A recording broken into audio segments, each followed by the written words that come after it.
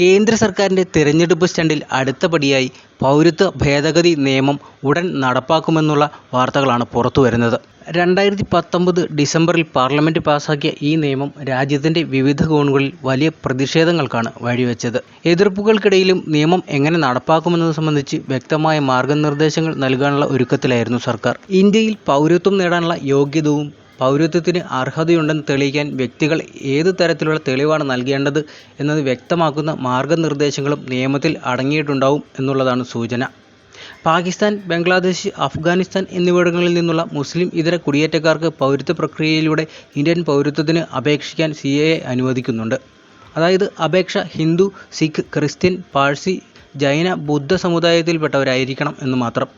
ഈ 3 ഇസ്ലാമിക രാജ്യങ്ങളിലും ഈ സമുദായങ്ങൾ മതപരമായ പീഡനം നേരിട്ടുവെന്ന അനുമാനത്തിൻ്റെ അടിസ്ഥാനത്തിലാണ് നിയമനിർമ്മാണം മുഖേന ഇവർക്ക് പൗരത്വം അനുവദിക്കാൻ ഒരുങ്ങുന്നത്. ഒരു അപേക്ഷകൻ 2014 ഡിസംബർ 31 മുമ്പ് പാകിസ്ഥാൻ, അഫ്ഗാനിസ്ഥാൻ അല്ലെങ്കിൽ ബംഗ്ലാദേശ് എന്നിവകളിൽ നിന്നുള്ള വ്യക്തിയാണെന്നും പൗരത്വ ഭേദഗതി നിയമത്തിൽ വ്യക്തമാക്കിയിട്ടുള്ള മതങ്ങളിലൊന്നിൽ പെട്ടയാളാണെന്നും തെളിയിക്കാൻ ഏതൊക്കെ രേഖകൾ ആവശ്യമാണ് എന്ന കാര്യം വരാനിരിക്കുന്ന നിയമങ്ങൾ പരിഗണിക്കുകയും ചെയ്യുന്നുണ്ട്.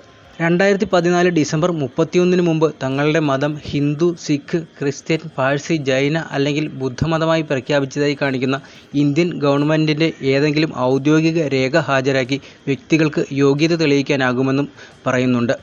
CAAയ്ക്ക് കീഴിൽ പൗരത്വത്തിന് അപേക്ഷിക്കുന്നതിന് സമയപരിധി നിശ്ചയിക്കാനുള്ള അസം സർക്കാരിൻ്റെ ആവശ്യവും ആഭ്യന്തര മന്ത്രാലയം അംഗീകരിച്ചേക്കുമെന്നും പറയുന്നുണ്ട്. CAAയ്ക്ക് കീഴിൽ അപേക്ഷിക്കുന്നതിനുള്ള സമയപരിധി 3 മാസമായി പരിമിതപ്പെടുത്താൻ അസം ആഭ്യന്തര മന്ത്രാലയത്തോട് ആവശ്യപ്പെട്ടിരുന്നു. അപേക്ഷാ പ്രക്രിയയ്ക്കുള്ള നടപടികളുടെ കാലദൈർഘ്യം കൂടുന്ന സാഹചര്യത്തിൽ സംസ്ഥാനത്ത് CAAയെക്കുറിച്ചുള്ള ആശങ്കകൾ വർദ്ധിക്കുമെന്ന് അസം സർക്കാർ ഭയക്കുന്നുണ്ട്. ലോക്സഭാ തെരഞ്ഞെടുപ്പിന് മുമ്പ് CAA നടപ്പാക്കുമെന്ന് കഴിഞ്ഞ മാസങ്ങളിൽ നിരവധി കേന്ദ്ര മന്ത്രിമാർ പ്രഖ്യാപിച്ചിരുന്നതാണ്.